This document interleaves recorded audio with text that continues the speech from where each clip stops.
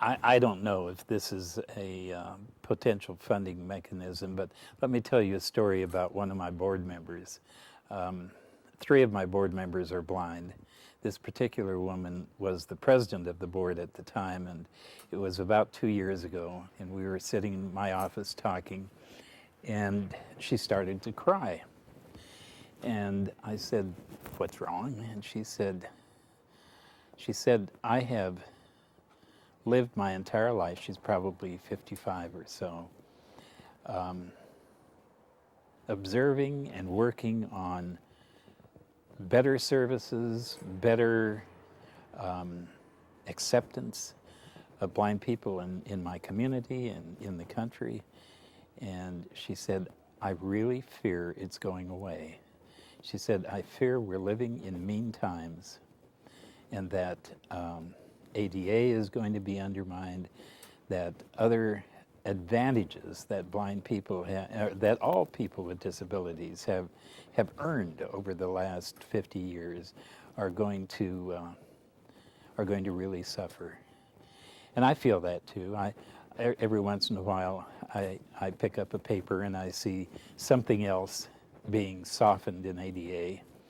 I think the fact that this country probably led the world in terms of moving toward equality and dignity for people with disabilities, and now has turned a corner and seems to be reneging on a lot of that, is something you should find a way to capitalize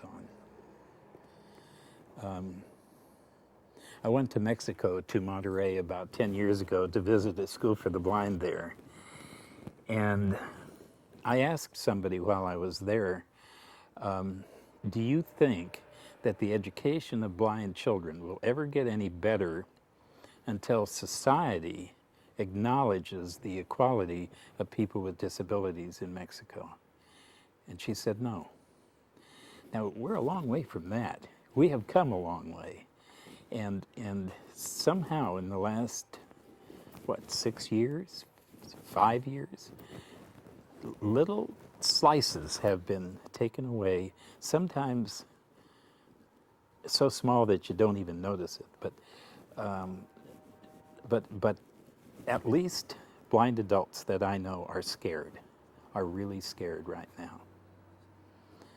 And I'll let Bob tell you if people in wheelchairs are scared.